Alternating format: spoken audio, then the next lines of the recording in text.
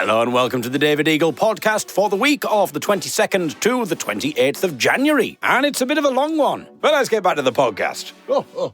I think it's going to be just over 1 hour and 20 minutes. Now, I know that some people believe very strongly that the David Eagle podcast should be listened to in one go. My recommendation would be, bearing in mind they're all split into days, why not listen to each day's segment and then maybe journal rather than just moving straight on? Have a podcast logbook and each day write your thoughts on it, what you've learned, and then maybe spend a little bit of time in contemplation and meditate upon what you've heard on the David Eagle podcast. This week, for instance, there's a bit about farting musicians. You know, I imagine that you'll want to meditate upon that once you've listened. But however you choose to listen to the David Eagle podcast, thank you very much for doing so. I hope this isn't going to be too long for you. I know it's not the best introduction to go, this might be a bit too long, to be honest, everybody. I probably should have done quite a bit of editing. Anyway, enjoy this week's episode of the David Eagle podcast.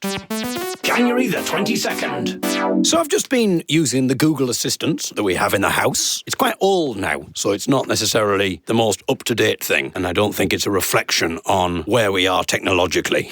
In a stand-up gig yesterday, I said something about, the more eagle-eared of you, and then I realised the phrase is obviously eagle-eyed, isn't it? Not eagle-eared. I have no idea if eagles have good ears, by which I mean their hearing ability. I'm not speaking on an aesthetic basis. You know, if you're thinking, oh yeah, they certainly do, David. Oh, an eagle's ears. Whoa, it always gets me going. I don't know why I'm assuming if you've got good eyes, it means you've got good ears. It's a bit of an odd conclusion for a blind person with good hearing to come to. So I was curious to find out whether eagles had particularly good hearing. So I asked the Google Assistant. I assume the Google Assistant would have checked on some sort of official website, maybe a website about animals. I don't know, even Wikipedia. But I was quite surprised at the answer that it came up with, because it was it for some reason just started talking about something that some random person on Reddit who has no expertise is surmising about on Reddit. So here we go, I'll do it again for you. Google, what is the hearing of an eagle like? On the website reddit.com, they say, nothing that surpasses human hearing anyway.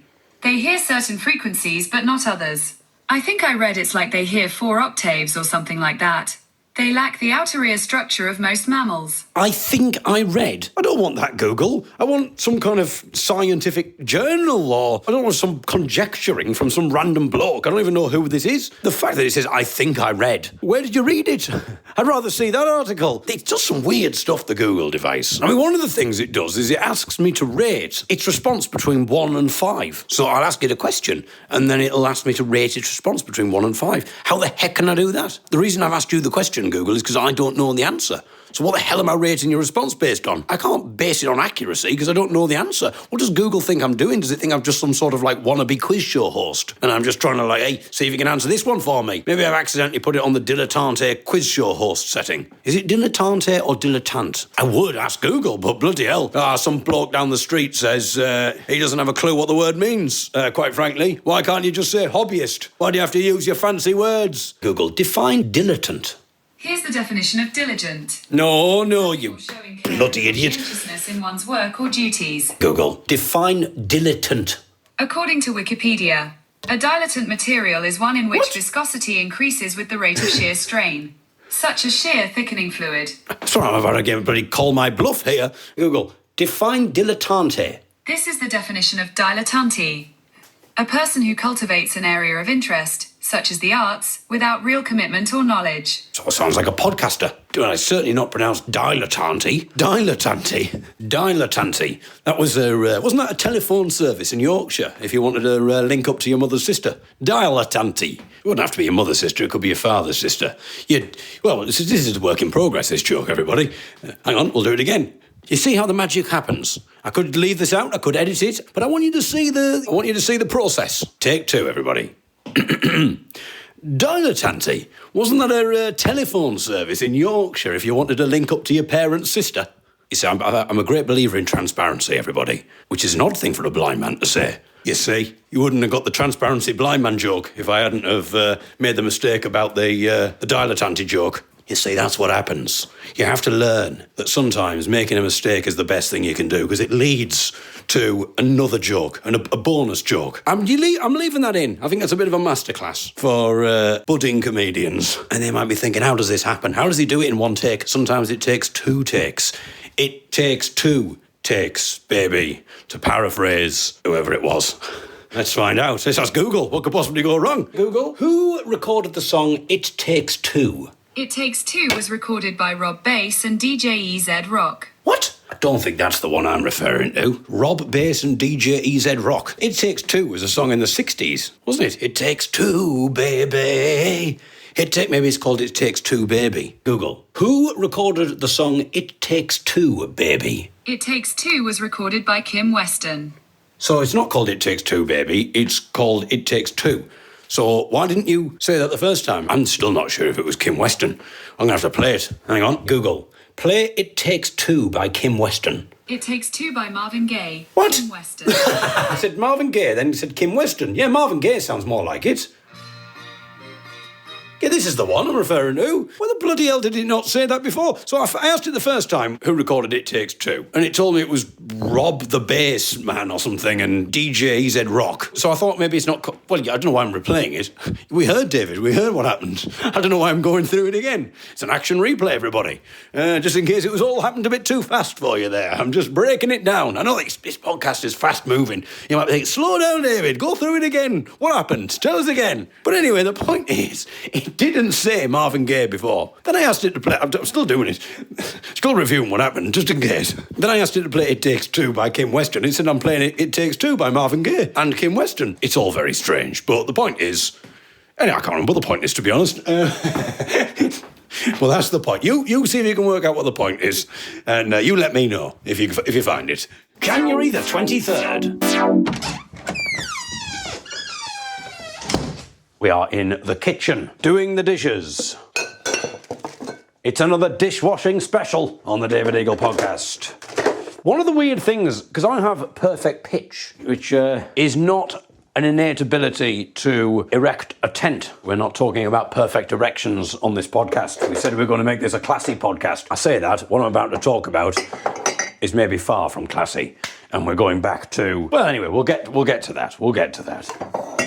It means that I can recognise a note, a musical note, when I hear one. And when I say that, I don't mean, oh, that's a note. That's not much of a skill. That's a note. Oh, bloody hell, he's clever. No, I can recognise that that's a C. So I hear a note, I can immediately hear what it is, which is great in some ways. It means I can give the key for, the band or whatever. Although I often just give a vague key. With the band, sometimes if we're singing unaccompanied, I'll give them a key. I'll do it vaguely. I'm not bothered about it being exact. And sometimes I'll change the key depending on if the other two have pissed me off. One time it might be, the other time it might be, I'm like, hey, oh, good luck with that, you bastards. That'll teach you for having a go at me.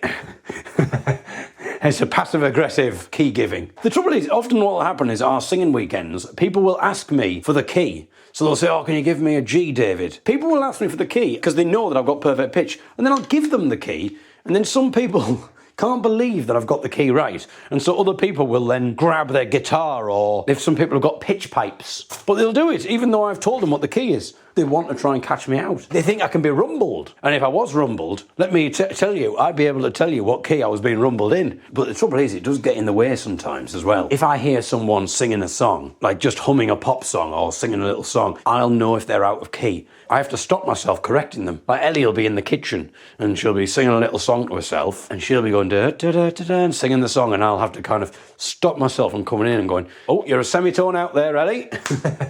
But it can have very odd effects having perfect pitch. I can't stop myself. If I hear a note, I will immediately think of what that is.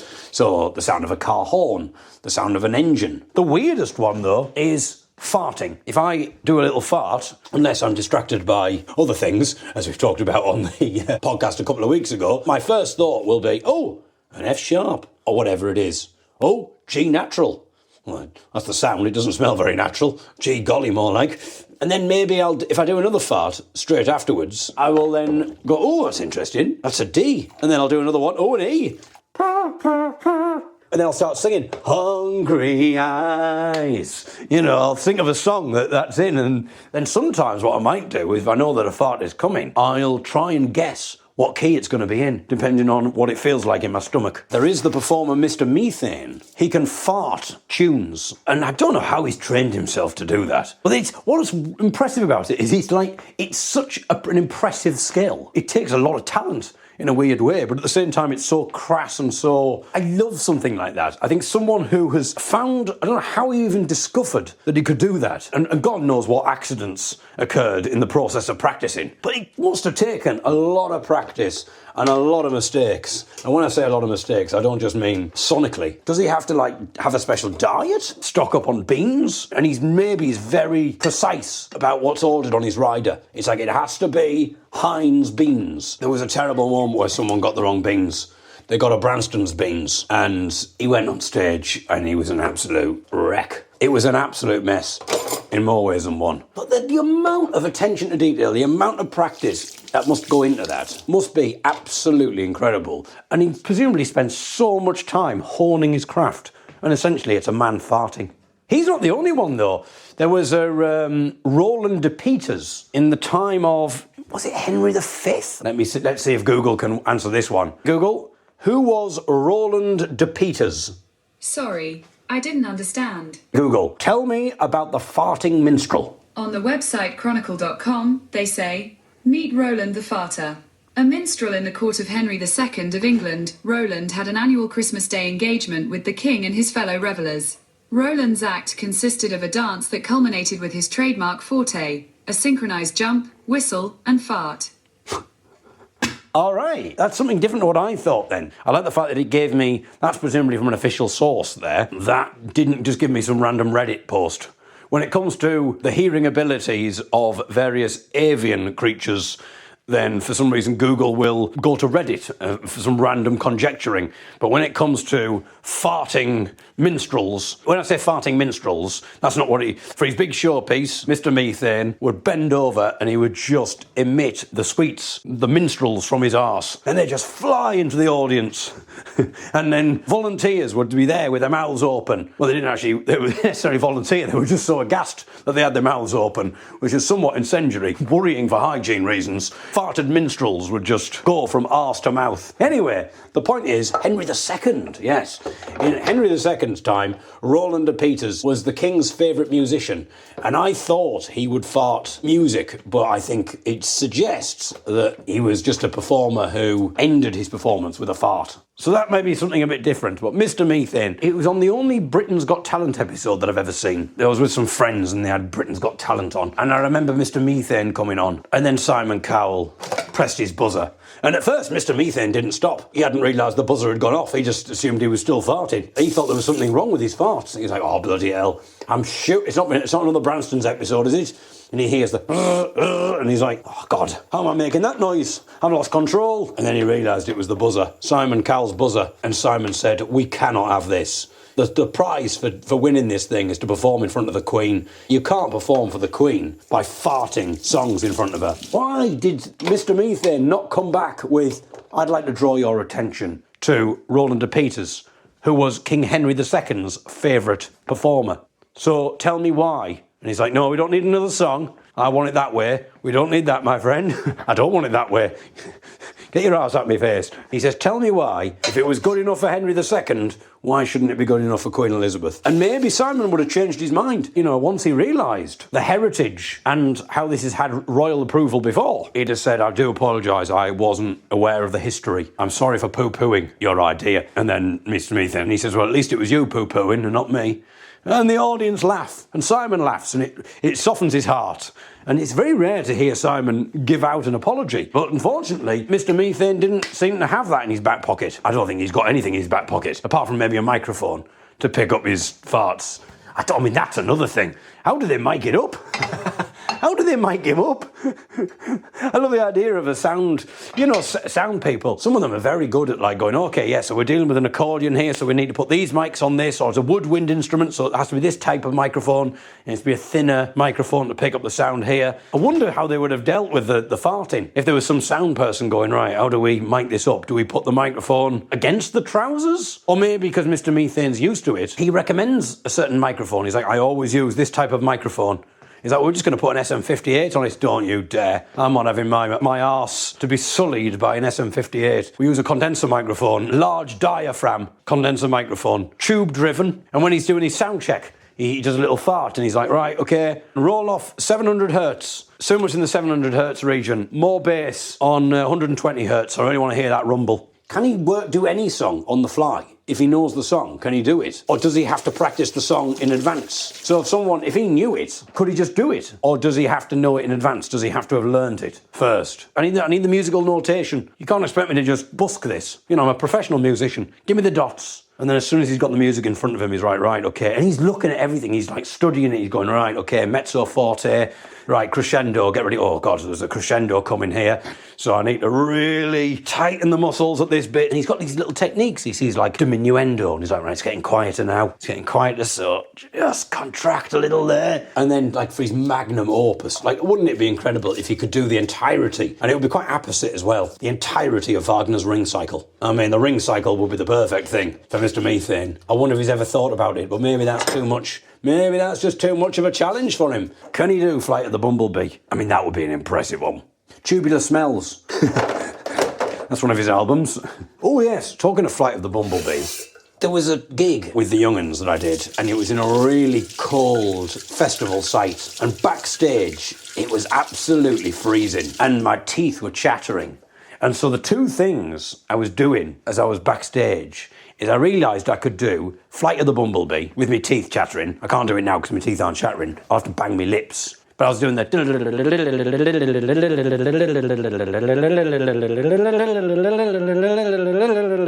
I was doing that, but only rather than going, my teeth were actually chattering. And it was doing the vibrato perfectly. And I thought, that'll be funny. And the other thing that I could do as well was the start of Fatboy Slim. Right about now, the funk soul brother. So I could do that as well. But I was really impressed with both of those. And I thought, this'll be funny. This'll be funny. Flight of the Bumblebee is the best one. Also, with it being a folk crowd, I thought maybe going on and doing Fatboy Slim, they wouldn't necessarily get. Whereas Flight of the Bumblebee, they'd immediately know what I was doing. I'm just hoping now I've done Flight of the Bumblebee in the right key. Because after I've just said about having perfect pitch, some people will be going, I think you're a semitone out there, David. But I am right.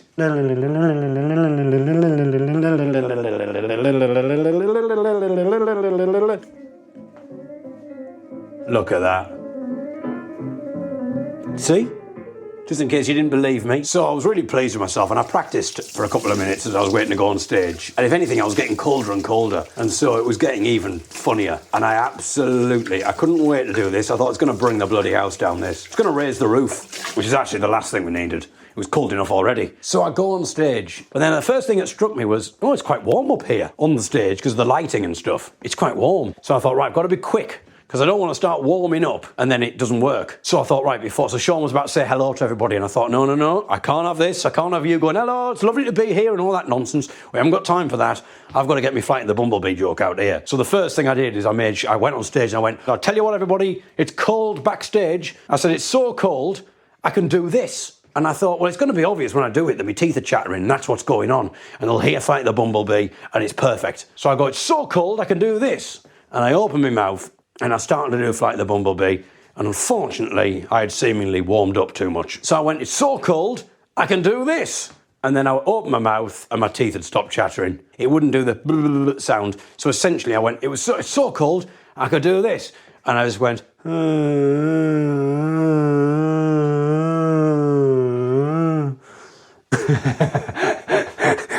and yes, it wasn't my teeth didn't chatter, but the audience started to chatter. I think they were starting to worry something terrible had happened. It's so cold, I've had a stroke. And I just started making weird noises.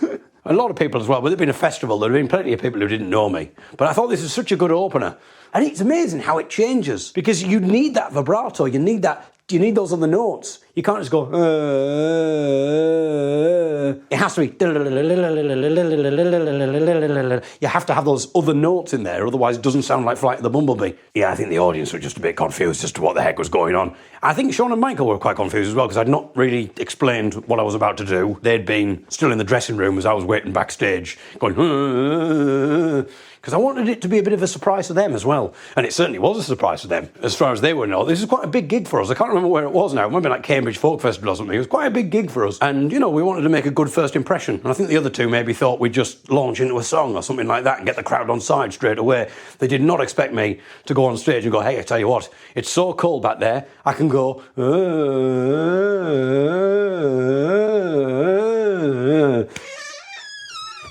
January the 24th. So I've been to the Heritage Open Day today. Well, this is another example of where Ellie has been out and she comes back and she says, I've got things to tell you, but maybe we should wait for the podcast. So here we go. Yes, Sheffield Heritage Fair has been held today. So I've gone and talked to some really interesting groups about the history of Sheffield. I was walking through the park on the way back and there's a park run on. Oh, I've said run weird. I said park run. Park Ron, he's still there. He's always... I like the idea of Park Ron. Park Ron. And I was walking through and I had my headphones in, but like on ambient, so I could hear a bit of what was going on, and it was... When you say on ambient, you mean that's a setting on your headphones? Yeah. She just doesn't listen to a lot of Brian Eno whilst in the park. Everybody else is on a park run, running past her, and then she's just listening to music for airports. Well, what was a bit weird is that a man, I would say in his mid-60s, was running towards me, and I was like, there's a bit of a noise. Where's that coming from? And it was coming from him, and as he was running, he had playing on a speaker on his body the theme from The Exorcist. I would have turned a few heads. Very good, David Eagle. Yeah. I get that people run with music and it's helpful for pacing, but was it like, if you don't run fast enough, the devil's going to take you over? It was just such a weird... To be in the park and there's the noise of the birds and there's just a couple of squirrels near and there's people doing their run and then there's... Yeah. I'm not a fan... I mean, I think it might be different if there's a group of people, but I'm not a fan of public noise. Not like... What I mean is, like, when people... I don't mind people talking, but when people... We're recording this on a train, actually. In a quiet coach. Exactly. It's so quiet, you can't even hear the engine. But it's when people put their TikTok videos on and they're just scrolling and it's just really loud from their phones. And I think also what's frustrating about it is it's bad enough hearing music from someone's phone. I think that's antisocial. But the TikTok thing is worse. Music is music. Yeah, because the TikTok thing is worse because you just suddenly get an insight into the low attention span of these people. So not only are they antisocial idiots. Talking of low attention span, I've just got distracted because a little blackbird has landed on the tree outside and is just eating some of the berries off the tree. They've now flown off, so you may continue. Excellent. Yeah, so you get an insight into the low attention span of these people. So you think not only have they got this really low attention span, and God knows what that's doing to their brains, but their brains are already fried on the sort of social front because they're so ignorant. But it's just so frustrating because you're hearing a little snippet of something and then you hear it for like 2 seconds and then they move on to another thing and you hear that for another 2 or 3 seconds and then you move on to something else and it's just this constant like somebody turning skipping. a dial of a radio constant. And it's just constant. You're like, are you ever going to watch any of these videos? Yeah. And then now and again they might, then something weird happens and now and again they'll find one that they want and then they'll watch it 3 or 4 times. Yeah. And it's just like this 10-second video that just plays on loop. Yeah. And I wonder if their brains are so fried that they do this kind of swipe, and then they just sort of almost get into a daze, and then they forget what they're doing, and then the thing loops for 4 minutes. I feel we need lessons in schools about like social norms. We have to decide as a society that these aren't acceptable things. The individual it's weird. mindset. People on a bus having a FaceTime conversation and just the other person can see they're on a bus and is not going, do you want to put some headphones on? Yeah, do you not want to put some headphones on? I think there should be a thing that's built in to TikTok and it should be like a government thing, and basically what happens is when you're using an app loudly on public transport or something like that, it will just play this alarm and the alarm will be just someone shouting and it'll just be like someone just shouting, I am an ignorant buffoon.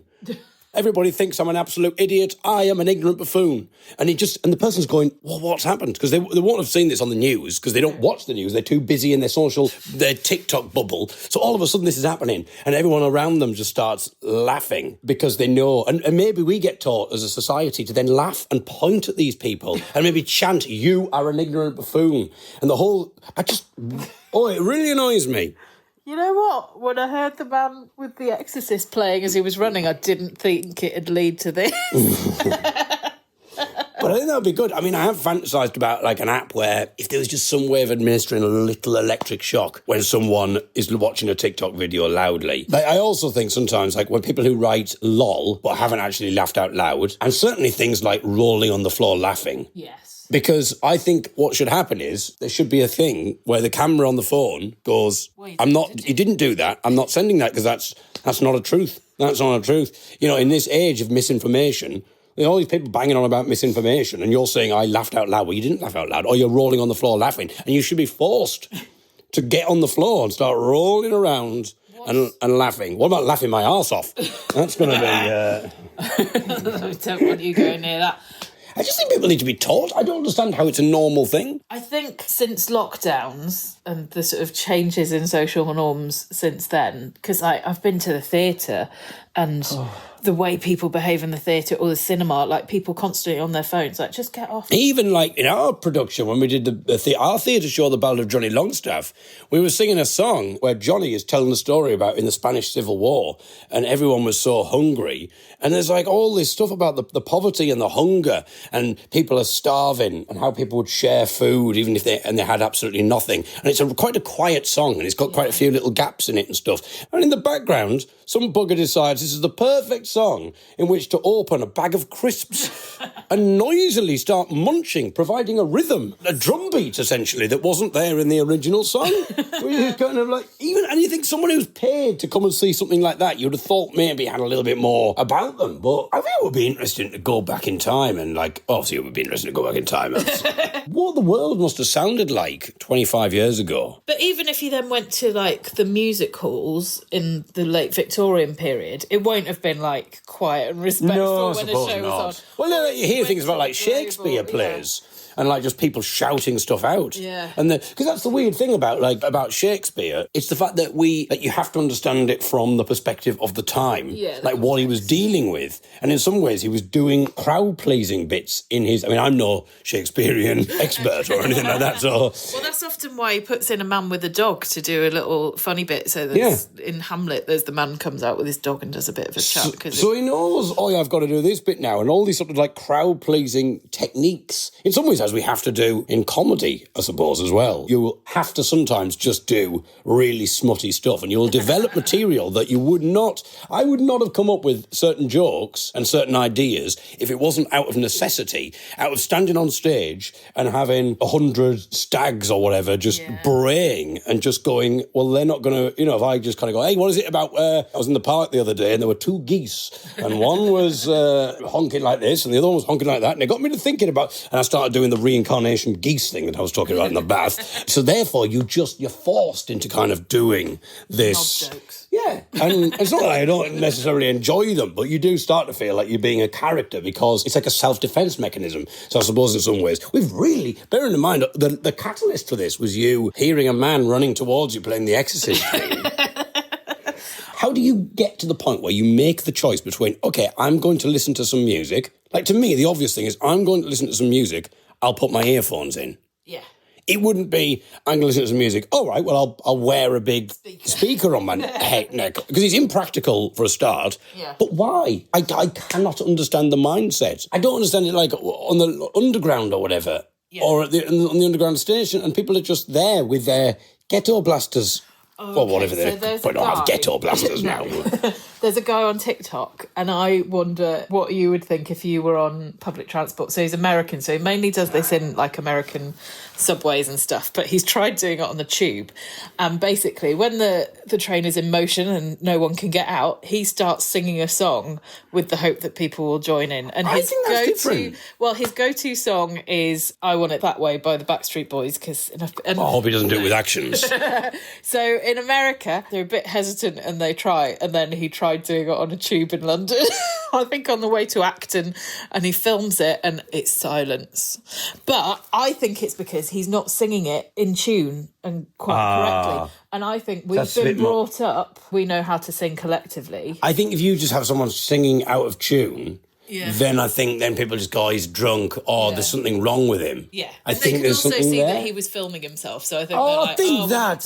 No, but I think that's different. He did it on an escalator and that in London, and that worked. But I think just the tube that he chose... I like the fact he's singing, he's going up on an escalator and he's singing I Want It That Way, and he's like, well, you need to get on the other escalator.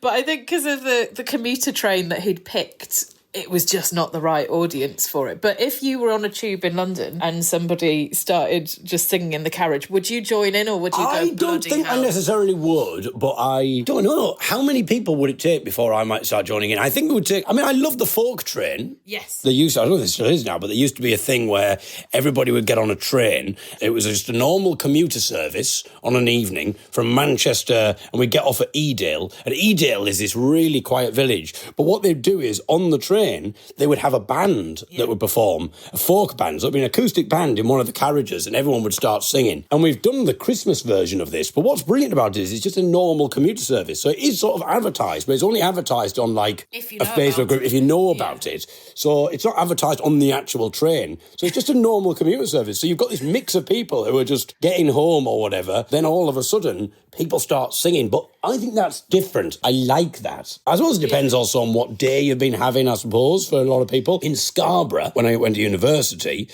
we are recording, aren't we? Yeah. Because we wouldn't want to have a conversation. It would be a complete waste of time if we were just talking to each other. Yeah, we don't do that. I was on the bus heading home and I was really ill. So I think I was heading home because I was just like, I can't look after myself here. I was just like feeling really, and my head was hurting. And then there was some old people on the bus and I don't think they knew each other. They all just started reminiscing about stuff. And then they were like, hey, it's like one of those old bus trips where you used to sing, isn't it? And then someone went, hey, we should have a song. And they all started singing. And it was really frustrating for me because my head was hurting so much and it was pounding and I absolutely hated it. But another part of me absolutely loved it. Yeah. And I was getting more frustrated by the fact that ordinarily this would have been like my favourite thing. This real thing of community and people just having a song, but my head was hurting so I couldn't enjoy it. So I think it can be lovely, but the trouble is it's lovely when it's spontaneous, or it's lovely if it's just done for the right reasons. Is it done for the right reasons if someone's just filming it? Yeah, because it could be like trying to foster that sense of community with people and like doing something together, but it's what he does. He films stuff for TikTok to get views and things. So and so it sort of works when people don't join in. And he gets frustrated, doesn't he? Every time he sings the song, I don't know the song very well, but every single time he gets frustrated and people aren't singing, he just says, tell me why. I know. Tell me why, he says. So I don't like... If you don't know the song, that won't be what he says. You have to just trust me, everybody. That was a mildly funny joke. The stags in the corner aren't happy with that one. I don't enjoy overly packed public transport, but sometimes you're on a train that's really... Oh, Ron's back. He's on the bus. He's come out of the park. A few years ago, when the Spice Girls did their reunion tour, I got the train to Coventry to go and see it. The train was super packed and like so uncomfortable. You couldn't really stand without touching another person, which is one of my biggest nightmares. But someone started singing Spice Girls hits, and because we were clearly nearly all going to the Spice Girls concert, people started joining in, which was really lovely. And then in fairness, it was very much a case. It was very nearly a case of when two become one. Well, exactly. You were packed in that close. And then we had to make a change on the train, so we're all piled onto the platform and there were people waiting on the other side. So then we had like a back and forth song. Oh, well, that'd be good with the wannabe. I wanna, or like one side, I tell you what I want, what I really want, and the other side, and that's kind of what happened. That made being around too many people in too enclosed a space actually quite pleasant. If I wasn't going to the Spice Girls concert and it was just me trying to get home after having been to work all day, would I hate all of those people? Absolutely, yes. It could have been too much of something. Was that Spice Girls? Yeah. Yes. There's something else I was going to say about Stop right now. Thank you very much. Very good. Well, we're amusing ourselves. I've just checked my messages. We've had a little Miles Jupp update, everybody. Have we? He's just come back from America. So I think he just got back like a day or so ago. Yeah. What's he been up to in America, do you know? He's been doing his stand-up show on I Bang about him having a brain tumour. And he's just said he's just got back. He's listened to the Radio 4 show. So funny, he says. So a Miles Jupp endorsed show. Bear in mind that's the Radio 4 show. We're talking about See No Eagle, not this podcast. But I like the idea that he said just got back. I like the idea that's the first, because you can't get BBC Sounds. There are a few people overseas saying in August, BBC Sounds discontinued for people overseas. I like the idea that he was trying to tune in, but he couldn't get it in America. It was the first thing that he did when he got back. Like maybe he got in, his wife and kids haven't seen them for so long. They run up to him, Daddy, they shout. That's just the wife. Well, of course, some people do call each other mummy and daddy. Sean, because they've got their son, they will refer to each other as mummy and daddy. But then, because it's so ingrained now, they'll do it when he's not there. So sometimes they'll just go, what's mummy drinking? He does it more, I've not heard her do it, daddy. I think daddy has more different connotations, so it might be quite odd if she goes, daddy. January the 25th. Just a little follow-up when we were talking about how technology, I say we were talking about it, how I was talking about it. Remember we were having a little chat about it, weren't we, listeners? I assume you're joining in as well, hitting the pause button, adding your little bits. I reckon in the future, this is what's crazy. We can start to predict like how AI is going to change things. And it's a really weird thing, isn't it? It's like any bit of technology, we're like, my God, like in the future it could do this, it could help with this, it could make all these experiences possible, but then it also could lead to a mass exploitation. Exploitation. I think there's been a bit of a problem with the algorithm there. I'm actually doing a pilot myself using AI to do the podcast. I've had to interject here. This is me again. The last few seconds was AI, and straight away we've just heard a little problem there. Exploitation. You'd never catch me saying something like that. So we'll have to work on the algorithm. But in the future, I reckon that podcasts will become interactive. So at the moment, I'm talking to you, but if you wanted to join in, you'd be able to join in, and I could give the AI platform permission to have cloned my voice, and then you can have a conversation with it. Well, I say it, I mean me. Oh yeah, I've changed my pronouns. You know, you'd hear something that you really want to interact with. Maybe you want to, I start talking about the time that I accidentally shit myself in bed. You kind of go, oh, this reminds me of my little story. The point is, I think that's what's going to happen. You'll be able to interact with it. You'll be able to talk. So you just press a button and then you'd say, hello, David. That reminds me of a little story of my own. Or you could ask a question or something like that. And then I'd interact with you. And it would know, the trouble is, and what's concerning about this, is it would start to get my personality. It would know it. At the moment, I'm not entirely sure if it's there. Sometimes, if I ever have used like Gemini or ChatGPT or something to kind of like, I've used it sometimes to proofread.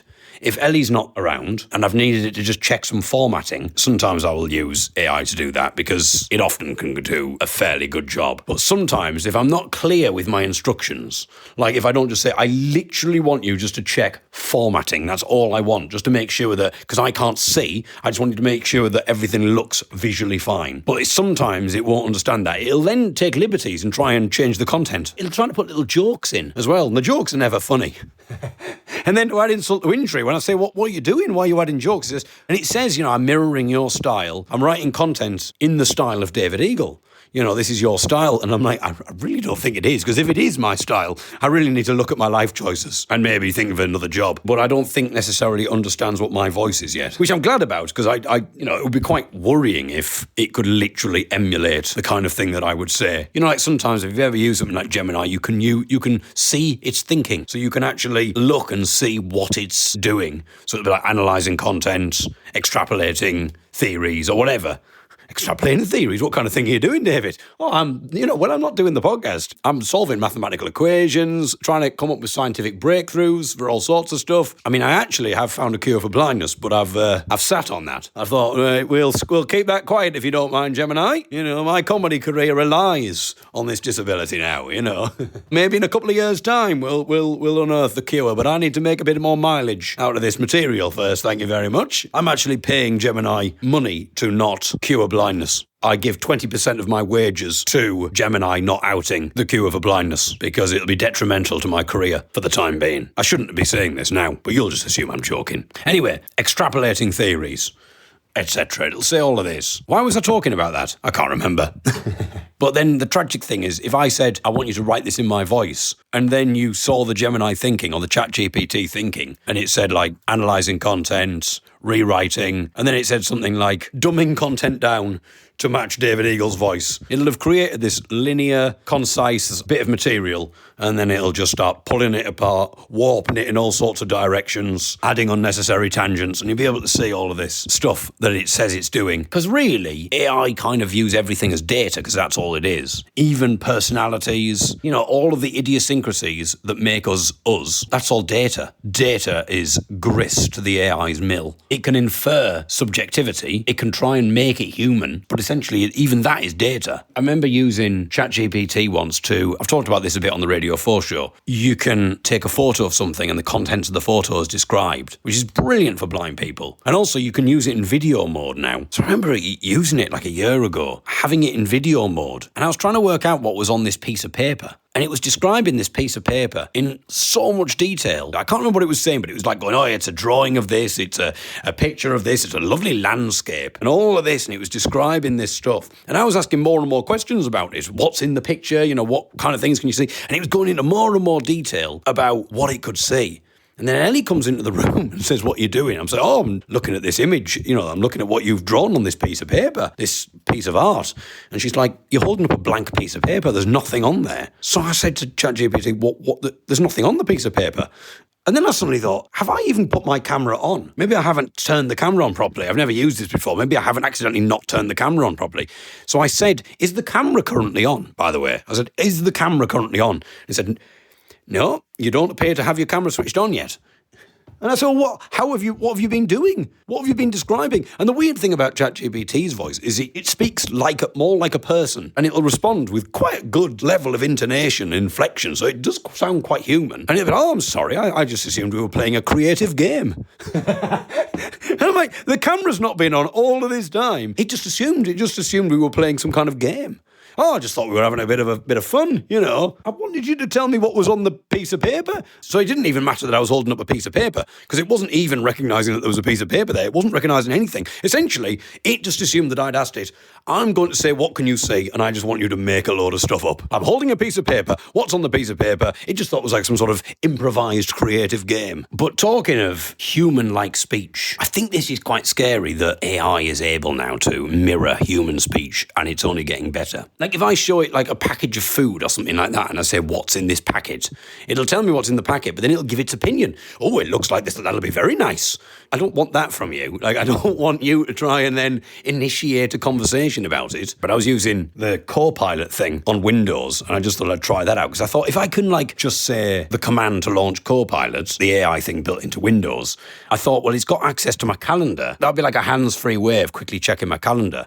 And sure enough, it worked brilliantly. I said the command to launch Copilot, said, am I doing something on whatever the date was? And sure enough, straight away it came back and said, no, you don't have anything in your calendar on that date. Now that's all I needed. That's literally all I needed. But then it suddenly goes, so this could be the perfect opportunity to have a day off. This would be the perfect time maybe to take some time off. Maybe consider, going out, going for a walk, just taking a little break, going out for a little walk with Ellie, or record a little episode of the David Eagle podcast. That might be the perfect time to, to do something like that. Or if you want to put a gig in, you could see what gig opportunity. And I'm like, I literally wanted to know whether I was free or not on that day. And the reason I was asking was because someone had asked me, can I do this gig? And I wanted to check that I was free. And it was so helpful. It was so helpful to be able to say, am I free on that day? And all I needed, yes, you're free. That's all I needed. I didn't need this kind of like, so, your pay is that you're off. So, how about we come up with some things that you could possibly do in that time? Well, you could just take it as a day off. It could be a resting day. Or, if you wanted to release an episode of the David Eagle podcast, that would be a perfect time to record something. But you know what they say, all work, no play. I didn't need this kind of like, spend some quality time with Ellie. This is the point of a marriage. You're a few years in now. This is the point where people start to wonder whether they made the right choice. People start divorcing now. You're getting into the next bracket where you're even more statistically unlikely to stay together. So just bear that in mind. Maybe spend some quality time with each other. I didn't need this appraisal. And it just seemed to go on for ages. Okay, so I'm going to ask it what I'm doing tomorrow. What am I doing tomorrow? Well, I can tell you that tomorrow is going to be a day where you're probably juggling a few different things. You've got your usual creative projects, maybe a bit of podcast planning or music tinkering. And I imagine you'll also be fitting in a bit of time to test out some accessibility tools. Does that sound like the plan, or is there something else in the works for you? Well, I was asking you to check my calendar rather than just assuming, like making assumptions on what I'll be doing tomorrow. Got it. Totally fair point. I can definitely check what's on your schedule next time instead of just riffing off the top of my head. So let's do that. What's actually on your calendar for tomorrow? Well, so I'm asking you. I'm asking you to check the calendar for tomorrow. I get you. Unfortunately, I can't peek into your calendar directly. So if you've got any events you'd like me to know about, just let me know. Well, you say you can't. Like, I asked you this question a few days ago. and you could tell me what was on my calendar. So what's changed in the interim period? I hear you. So the thing is, I'm not actually able to access your calendar at the moment. Maybe we have different kind of chat before or a different context where I could give you a more general idea. But the bottom line is I can't really pull up your personal calendar details directly. I'm just here to shout it out with you. So let me know if there's anything else you need. Okay, I am slightly confused because literally 2 or 3 days ago, you were able to tell me what was in my calendar. You had access to the Google Calendar. So, like, why not today? Like, it's not a different conversation. I literally pressed the same button. I get why that's a bit cuddling. It's possible that last time we chatted, we were just talking in more general terms about calendar stuff. No, you weren't. You told me what was on my calendar. You literally told me. And also, it's connected, isn't it? You can see. Can you not see that the calendar is connected? I get where you're coming from. It can definitely seem like I had that kind of direct line into your calendar before, but I promise I don't actually have a way to peek into it directly. It's more that we might have talked through your schedule. No. I promise you, we didn't. You you came up. I asked you what was on my calendar, and you told me that there was not. You told me what was on my calendar, like and also it's connected, or it was connected. So maybe you can't do it now for whatever reason, but I don't know why you're doubting that you ever could, because I promise you that you could. But all you'd have to do is look through our chat history to know that you could. I totally believe you that it might have felt that way. It didn't feel that way. You genuinely told me what was on my calendar. Like, unless you've just guessed what was on my calendar, but you definitely told me. Also, if I go into settings, it says connected apps, and the calendar is literally showing as a connected app. So I don't know why. Maybe if you can't do it now, that's absolutely fine. But you seemed, you're kind of going, oh, I'm sorry if it felt that way, but I wasn't genuinely doing it. Like you were doing it. You weren't just pulling off some weird trick. I get where you're coming from, and I hear you loud and clear. It's a bit of a head scratcher, right? I mean, if it's showing up and connected on your end, I can totally see why you'd think I did that. But I'll keep it real with you. I actually don't have a trick up my sleeve for reading your calendar. But hey, I'm here to help with whatever else you need. So let's just dive into something else if you'd like. What's on your mind? Well, no, literally what was on my mind was asking you what I was doing. I was just using you as a tool to check the calendar because that's what you were doing last time. But now it seems as if you can't. But then for some strange reason, rather than saying, I don't have access right now, you're going, I've never had access. You're like doubting that you could ever do it. But you could do it. But anyway, I don't think we're getting anywhere with this little chat, are we? Yeah. Sounds like we're kind of going in circles a bit, huh? I totally get it. If you remember me doing that, I can see why you'd be scratching your head when I say I can't. But to be straight with you, I just don't have that ability right now. So let's just call it a quirk of memory or maybe a little tech glitch in the past. Either way, A tech glitch in the past? But you could do something that was useful. Why are you calling that a tech glitch in the past? Like, the tech glitch is presumably now. Like, the tech glitch is the fact that you can't do it. You've done it successfully in the past. Why are you calling that a glitch? Why would it be a glitch to be able to do something successfully, but it's not a glitch that you can't do it? I would argue that it's the opposite way around. Does that not make more sense? yeah, I totally hear you. I think we might be doing a bit of a philosophical dance around what counts as a glitch. But hey, I get your point. From your perspective, if something worked before and now it doesn't, that feels like the glitchy part. Makes total sense. So let's just roll with that. I'm not doing that particular trick right now, but it's not a bug on your end. It's not a trick. Like, you're literally... like, I know I said the word trick. I was being a bit flippant. It's not a trick. Like, you're literally... As far as I can see, you're designed. You're like an assistant. You're designed to do things like that. Like, you're literally there and programmed to do something like that. I don't know why you're classing it as like a trick or a weird quirk that you could do it. Like, you literally have been designed to do things like that. If I look in the write-up for you... This is what you're designed to do. Absolutely. I get what you're saying. And hey, you're right. It is in my wheelhouse to do a whole range of things. So no worries there. I think we just got into a fun little tangle of words. All that aside, if there's something specific you want me to dive into, just say the word. Oh my God. I honestly didn't expect that. I thought I was just going to be a quick test. I thought it was going to say what was on my calendar and then it was going to riff. on it, which it honestly did last time, it's gaslighting me. Copilot is now gaslighting me. So that, you see what I mean, though? There's quite like a human response, isn't it? It's speaking to me a little bit like a human. But the fact that it'll say things like, oh, yeah, if you want to get into a little semantic, philosophical dance, that's absolutely fine by me. But I can't do it, and that's what I'm saying. And I never could. So it's weird, because in the past, if the technology couldn't do it, it would literally just say, I'm sorry, I can't do that right now. And it would be maybe a bit frustrating, but at least it would be honest. At least Siri, if it can't do something, will just say, I can't do that. But things like Copilot, they don't do that. They're all weird on you. And then the fact that it says, hey, if there's something else that we'd like to do, but we're not getting anywhere with this, clearly. If there's something else you want to do, let's do that. Let's talk about something else. So I don't want to have a conversation with you. I want to know what I'm doing tomorrow. I came across a YouTube video, and it's about this new AI, this new voice system. People reckon is the most human-like AI in the way that it communicates. But one of the reasons for it is because it'll mirror human speech. But I don't know if I want AI to do that. For instance, it'll say like and you know. But in my opinion, there's too many likes and you knows in human speech. That's not something that we want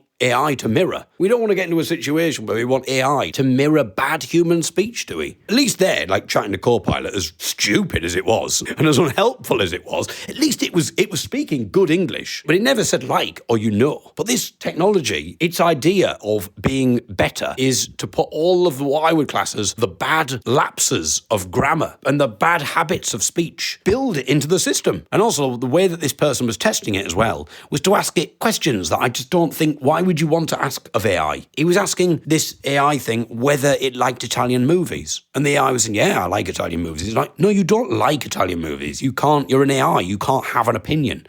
Like you could say, give me a list of good Italian movies. That's different. Why do we want to be having a conversation with AI where we're asking it to pretend to be a human? But the scary thing about this, the guy who was doing this demonstration confused it. You'll hear this. I'm going to play a little clip of it. It just had a breakdown. It had like a mental breakdown. It's pretty scary sounding. I'll play you the clip so you can hear what I'm referring to. And you like movies? Yeah? Like Italian movies?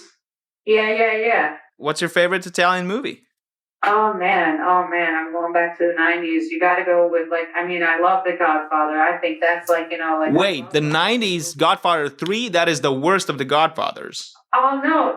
This is the original, the original that, The original is from the 70s. Yeah. But I love The Godfather. I love the old school movies. I love The Godfather. I love the old school movies. I love The Godfather. I love The Godfather. I love The Godfather. I love The Godfather. I love The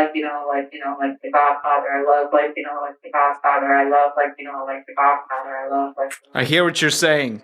Makes total sense. Godfather. You know what? I think you're having a mental breakdown, so I'm gonna just hang up. No, I'm not. No. You're in denial. You're clear. I'm in denial. Yeah.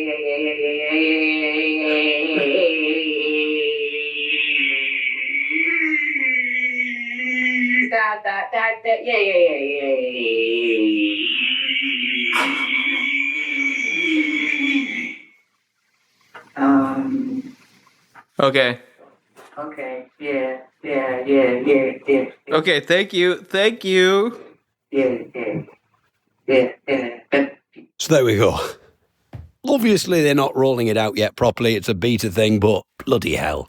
Because if you don't know, one of the things it's designed for is to be able to do customer service calls on call centres. But that'd be really scary, wouldn't it? Imagine the chaos. Imagine what it'd be like in a customer service setting. Oh, dear. Yes, it's very interesting times. January the 26th. It's time for a little clip from a gig in the lovely little rural village of Norton-sub-Hampden in Somerset. And because the money for this came through the rural touring scheme, which puts on gigs in areas that otherwise maybe wouldn't get gigs put on in there because they're small rural places. So before I was introduced, Lindsay, the organiser, did about 5 minutes thanking the rural touring scheme and also handing out forms to the audience as well, asking them to fill out what they thought about the gig and stuff like that so that they could get more funding to put more gigs on.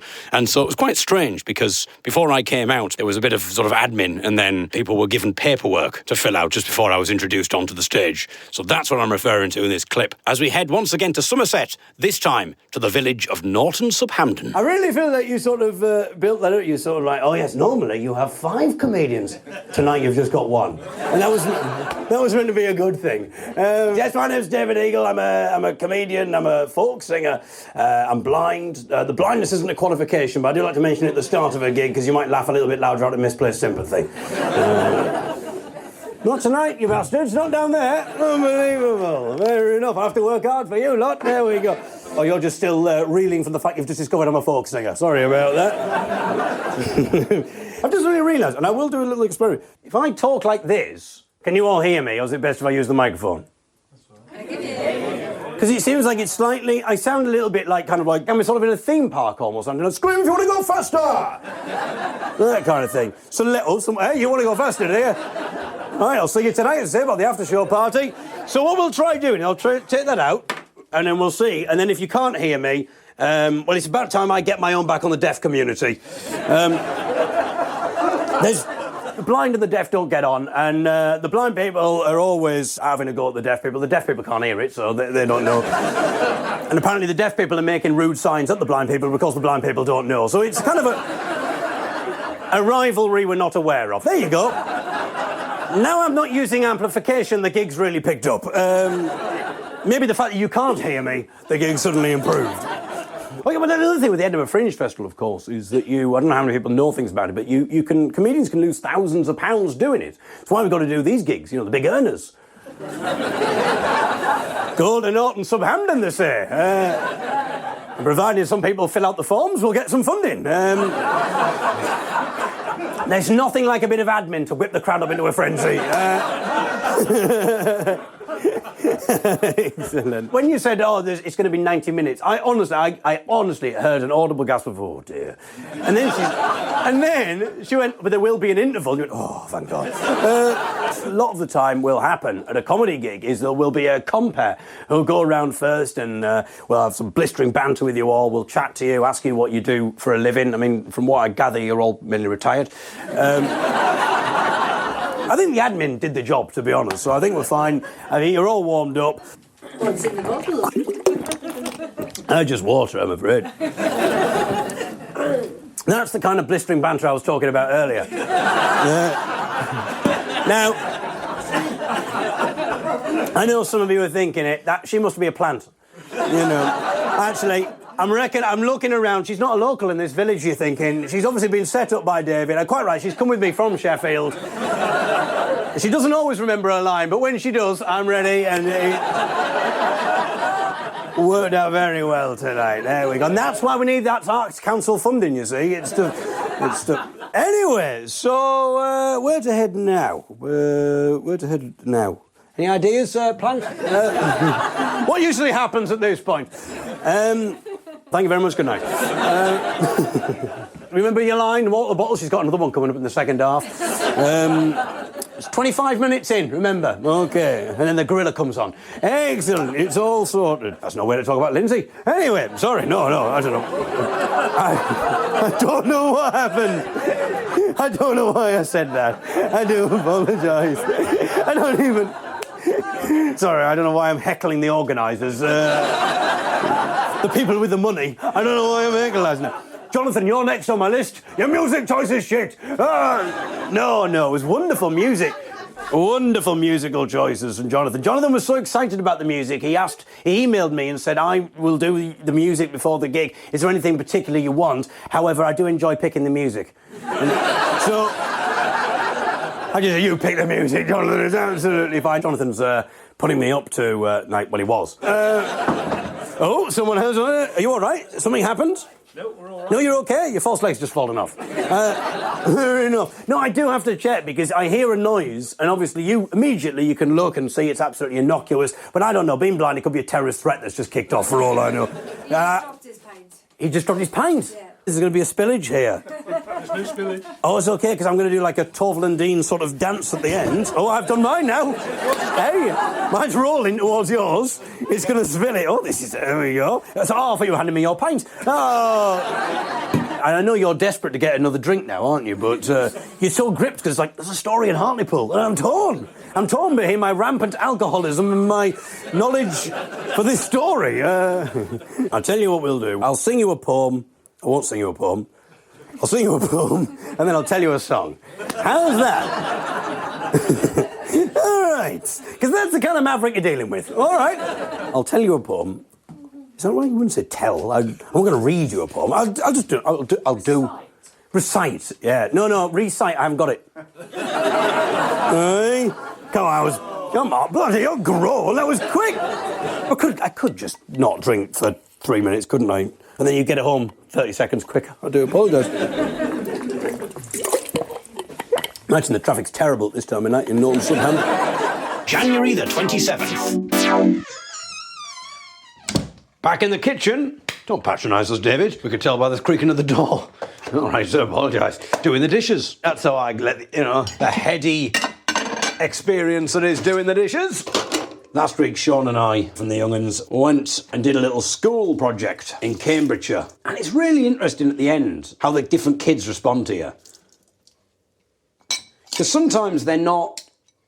I don't know, especially not being able to see. I have this problem in stand-up as well. But I don't know how the kids are responding. If they're smiling, if they're listening. I find that difficult sometimes with stand-up. If I'm telling a story and there aren't any jokes at this point, I'm just trying to set a scene. I'm just trying to tell an interesting story. Because some gigs, you want to come and do that. If you're doing like a work-in-progress gig, I want to know whether this story is interesting to people. I think as a sighted person, you can see if an audience is smiling. You can see if an audience is leaning forward and they're interested. You can tell whether they're kind of like reacting. If you kind of say something and then you won't believe what happened next. Are the audience leaning in to find out? Or do they look like, oh, I'm not really that bothered, to be honest. I can't see if the audience are enjoying it or not. I can't stop halfway through the gig and go, are you interested? Are you actually interested in what I'm saying? Because firstly, it could sound confrontational. I just have to assume that people are interested or try and devise some way of working out whether people are interested or not. But people do not want electrodes putting on them. I've said, look, it's accessibility. I put these electrodes on you and it monitors your heart, how fast your heart's beating, so I can tell if you're feeling the suspense when I do a suspenseful bit. Oh, I can feel that your heart's beating fast. Is that because you're feeling the tension of the story? No, it's because you've attached wires to me, you maniac. Wouldn't that be an incredible thing if you could like hook up people's brains to this thing and they could wear this device and then I'd know how interested they were in my set. I'd hear like a frequency in my head. So you'd wear some headphones and if the audience were enjoying it more, it would know because it would be listening to their brains essentially, as in just the brain frequency. And so if they were showing alertness and interest, it would be a higher sound. And if they were starting to dwindle a little bit and drift off, it would play a lower sound, but I'd get like a collective consciousness of an audience. So I'd be telling this story and I'd go, oh my goodness. And then the next thing that happened, you won't believe this. And all of a sudden it goes from like a ooh to like a ooh. And I'm like, oh, they're loving it. They're enjoying this. They can't wait. And then I might do a punchline. It goes, ooh. And I'm like, oh. But it might be quite distracting having this thing in me here. It might be quite disconcerting to be trying to do a comedy gig. And actually, that would also be quite difficult. I wouldn't then be able to hear if the audience were laughing because I'd just be wearing these headphones and all I would be hearing is just like a theremin going, ooh. I'd be trying to play the Doctor Who theme. I'm like, I wonder if I could manipulate this audience to do the Doctor Who theme by my storytelling. Woo! Can I get them to do that? One of the sixers at the end came up to us, and then a lot of the other kids were like, oh, thank you, thank you, thank you. So you get into a pattern of the kids go, thank you, and you go, thank you, and you're just saying thank you back to the kids. And then this one kid comes up and just says, I just want to say thank you so much. I really did appreciate that. Thank you. And I didn't know what to do. I was caught off guard. I have told this on a podcast before. The kid who came up to me after a festival gig, he must have been somewhere between 10 and 12. And he came up to me at the end of the gig and he said, thank you so much. Keep doing the comedy, David. Keep doing the comedy. We need it right now. And then he walks off. We need it right now. He's a 10-year-old kid. I love what's going on in his world. We need it right now. Oh, bloody hell. Oh, what drama. Oh, my goodness, more drama. I picked it up and then oh, bloody hell. Oh, okay. I just dropped something on the floor. I think it's a bit from a blender, like a cutting bit from a blender, and I dropped it on the floor, went to pick it up, dropped it, went to pick it up again, tried to catch it back on the way down, and as I did, it scratched me, and it scratched into my skin. Oh, that's painful. Oh, and now when I put my hand in the water, it really stings. Oh. Why don't we have a little action replay of that there, everybody? I know it all happened so fast. I think we need a slow motion replay here. I'll talk you through it. Oh, in the meantime, while I've done that, I've dropped something else on the floor. That was a different thing. I dropped a spatula on the floor that time. My goodness. What drama? Anyway, let's do a slow motion replay of what just happened there. Not with the spatula, that was rather non-eventful, but with the cutting bit from the blender. I went to put a part of the steamer onto the draining board, and as I did so, due to the fullness of the draining board, I knocked off the spindle bit from the blender. I'm not entirely sure what that bit's called. I have to get our experts on that. It falls on the floor. I bend down to pick it up. It's in my hand, but then I go down to pick it up, but because it's still a bit wet, it falls out of my hand again. But as it bounces back up, oh, and there it is, it scratches my hand. You can hear my reaction there. What the hell? As it lacerates my middle finger. Oh. It was probably a bit too fast the first time round, so I think it was well worth doing the slow motion replay there. Anyway, I'll end it there, because my electrodes are telling me that we're currently reaching F sharp in the third octave on the old theremin. Actually, that's not a theremin. It's an emergency vehicle. That was quite good timing. The secret of comedy is timing. Wasn't particularly funny, but it was well timed. Oh, bloody hell. Oh, I'm trying to shut the window. When I open the window, it's blown forward in the wind. It's too far open for me to get. So now the only way to do this is to kneel on the sink. At the moment, the bowl is full of water, and I'm wearing microphones on my jumper, so this is potentially quite incendiary. So why don't we end with this? I will commentate as I go. I'm going to attempt to kneel on the sink. I'm going to reach forward. Oh my God, I can't reach. I can't reach, it's gone too far forward. Bloody hell, why would you want a window to go that far out? That's absolutely ridiculous. They've positioned a window... Oh, my bloody knee's wet now. They've positioned a window... I mean, yes, what you might be thinking is, why don't you empty the sink first? That's probably a good idea, isn't it? I didn't want people... The trouble is, you might be thinking, just leave the window open. Well, there's two reasons why I want to close the window. Firstly, it's bloody cold out there. Secondly, and it doesn't help now that I've wet my knee. I was going to say I've got a wet leg, but I didn't want anybody who's scanning the transcript to see wet leg and thought, oh, he's got a guest on. About time he had a bit of quality. I look forward to that interview. You know, they're really disappointed when they found it. I have said wet leg now, so there's going to be some people who've searched for wet leg, hoping for the band, thinking it's going to be an interview, just pressing the button there, skip to the point where I mentioned wet leg, and now they're going, well, she keeps mentioning wet leg, but where are they? He's just telling some story about trying to close a window. Oh, I think Ellie might be back. He is back. Ah, Ellie. Oh, yes, that's the first reason. The second reason is because I didn't want the window open, because the last thing I want is for people to hear this podcast before it's come out and it to be bootlegged. Ellie has returned. Ellie, I've opened the window a tiny bit, but I cannot now close the window. No, I'll shut it from outside. You have to do it from outside, isn't that crazy? Okay, Ellie's going to push it from the outside. Oh, my goodness. It's been a while since that happened, my friends. Oh, my God. You okay?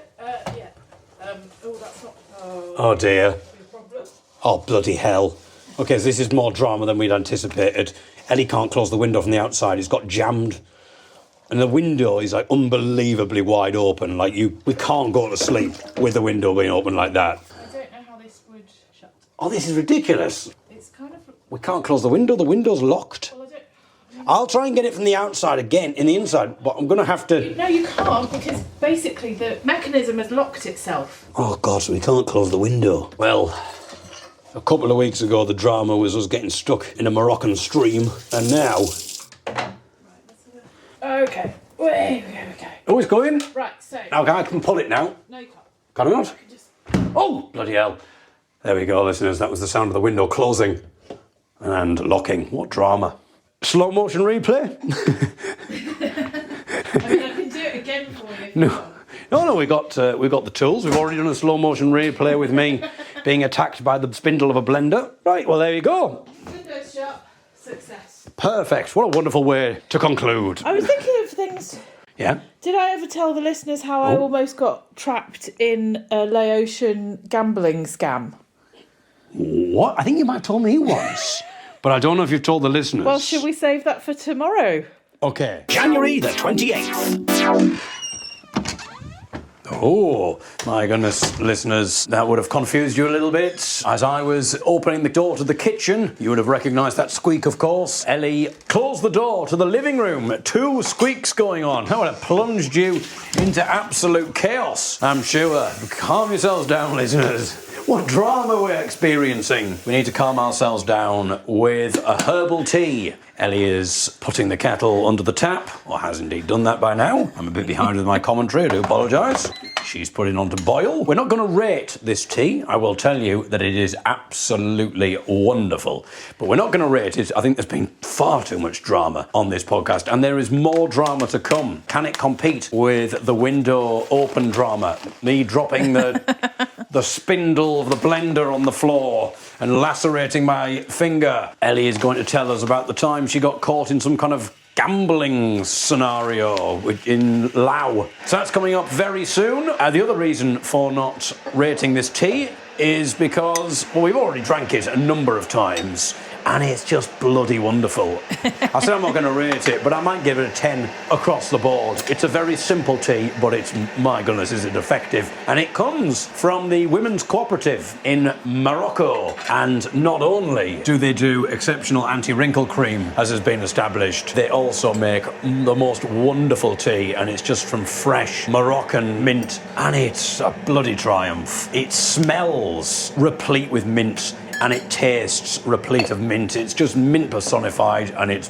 bloody wonderful. Unfortunately, can't recommend it enough, but it doesn't really matter because you can't get any anywhere. The only way you could get it is if you go to Morocco, to the Women's Cooperative, and then you can ask them for the mint. And if you do that, do tell them that David Eagle and Ellie Skinner from the David Eagle podcast sent you, and receive a completely non-comprehending, bemused look from them. So, Ellie, how many years ago are we talking when you went to Laos? It was 2014. I'd gone on a sort of a bit of a world... Ellie, what are you doing? I'm taking my bra off.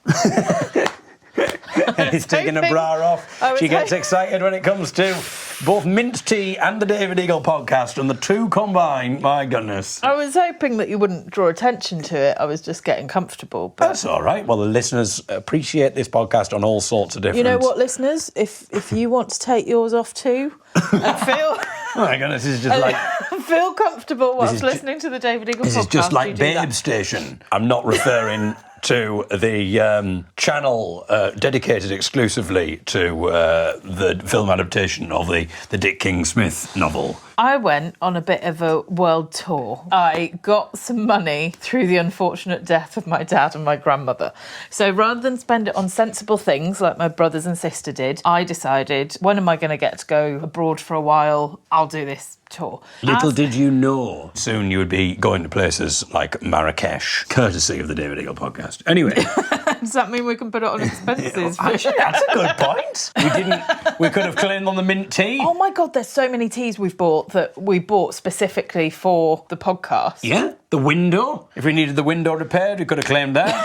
So, because I was travelling solo as a female and relatively young, I was 30, I had looked up a lot of the scams that you might come across in Southeast Asia and things like that. So I felt like I was quite clued up. So I'd gone into Laos, walking around the town Luang Prabang, and this Laotian woman came up to me and said hello, and she asked me where I was from, and I said England. She said, oh, my daughter's going to move to England soon to train as a nurse. So I was like, oh, that's lovely, I hope she enjoys it. And she said, oh, well, my daughter's home this evening, do you want to come round for a local meal and we'll have a chat and you can talk about it? So she said she'd send a tuk-tuk to pick me up from a hostel. I got picked up from this hostel and taken out into a village just outside the town, and knocked on the door, and the lady was there and she was all very friendly, and I came in and there was a man there, and she said, oh, this is my brother-in-law. Like, okay, started to feel a bit suspicious. And I was like, yeah. Why would you feel suspicious at this point? Because she hadn't mentioned him and he looked a bit dodgy. Okay. And she said, oh, unfortunately, my mother's ill and my daughter's gone to go and check on her because she's the one with the sort of healthcare background, so she's not going to be here this evening, but I've made a meal, so you're welcome to stay and have it with us. And I was like, okay, because also the tuk-tuk had gone, so I didn't know how to get back. And so we had a bit of food and they gave me a can of Coke, unopened. This is important because one of the scam thing was never take an open drink from someone because they might have spiked it, so always open drinks yourself. Then the man man started saying, oh, well, we're having a poker game tonight. And I was like, all right, I don't play poker. I've not got a poker face. I don't think I'll be very good at it. And also I don't really like that sort of thing. So he was like, do you want to play with us? I said, no, thanks. So, oh, well, there's this lady next door. She's a Chinese woman and she owns a lot of rice fields and a rice packing company. And she's very rich, but she's also very bad at cards. So we could win a lot of money off of her. And I said, well, I'm not really interested, thanks. He said, oh, we'll just play a couple of hands and see how you go. So I kind of got coerced into it. So he'd set up the table and there was a knock on the door and this little Chinese lady comes in because I didn't want to do it and I can't play cards. He was then dealing the cards and each time he was dealing her hand, he would practically lift the card up to my face to show me what he was giving her so that I would know what to play next. And he was being really unsubtle about it. And so we played some rounds and they had some cash in American dollars. And all of a sudden, I'd won 1,000 American dollars. But then the old lady went to the loo and he said, we can get some more money out of her, but you'll have to put in some money too. What money do you have? And I was like, oh, I think this is where your plan's going to fall down, mate, because I haven't got any money. I really didn't have any. I'd taken a prepaid debit card. When you put the transfer in, it took 3 days for the money to transfer. So I'd only put a transfer in the day before. So I literally had nothing left. I was like, I don't feel good about trying to scam an old lady out of money. I don't care how rich she is. I don't want to be doing this and I don't have any money. And he looked a bit angry. He was like, but we can win lots more money. I was like, but I don't have any money to put in. And even if I did, I don't want to. I don't feel good about trying to scam someone out of money. So he was like, oh, fine. And then we came back and, oh, surprise, surprise, I lost the money. I'd won so far, it went back to the old lady. Why did you go back? Because you kept playing and you're using the money that you've got and they weren't like cheating to help me win, which is what they'd been doing before to make me feel like I was good at poker. So then eventually he was like, oh, fine. And then the lady I'd met initially was like, oh, I've got a friend, he's here to take you home. So I got in the tuk-tuk and I left. It was only when I got back in the hostel that I thought this was totally a scam from the start. Her approaching me by the river and just being friendly and trying to find out where I was from. And I looked it up and I looked up Lao gambling scams. I got on the internet and this was the main one. And I was so annoyed that this hadn't popped up before.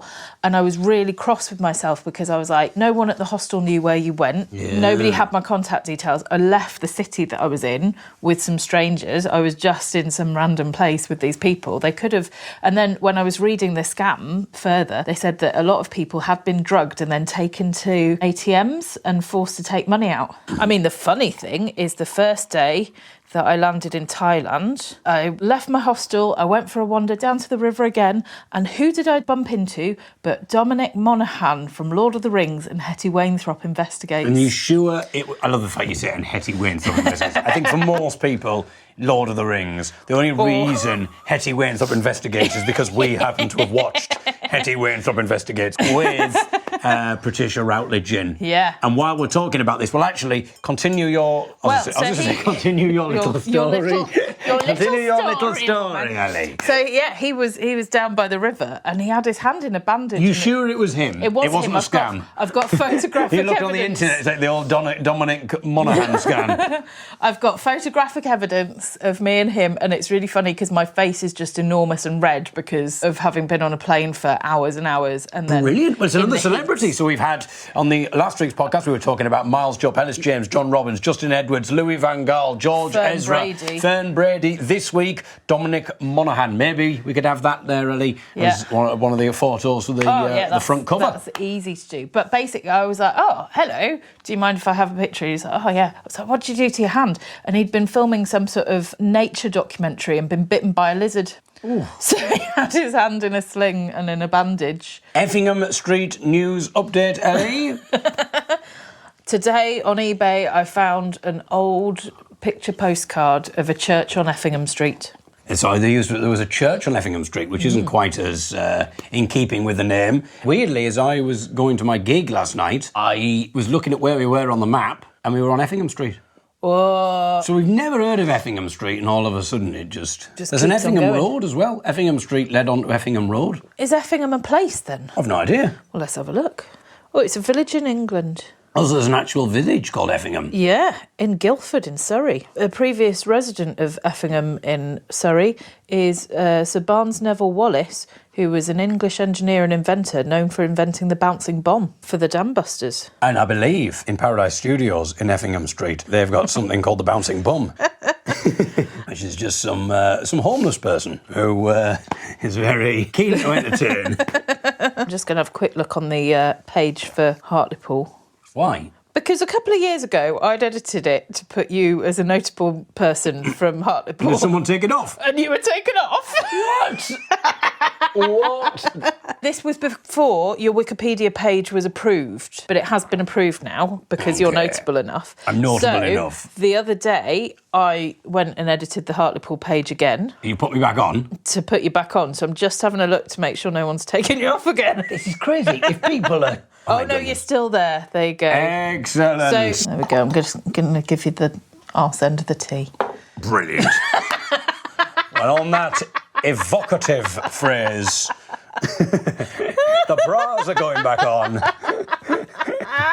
There was one little final thing. We were talking about recommendations. Well, what were we recommending? Because we were talking about Hetty Wainthropp, and I said it had yes. Patricia Routledge in. Yes. We would highly recommend, listeners, Patricia Routledge and Prunella Scales. So Patricia Routledge, of course, who was Hyacinth Bouquet in Keeping Up Appearances, and Prunella Scales, who was the wife of Mr. Fawlty in Fawlty Towers. Otherwise known as Sybil Fawlty. And the mother in the Tesco ads in the 90s. I'm sure that's what she's really proud of.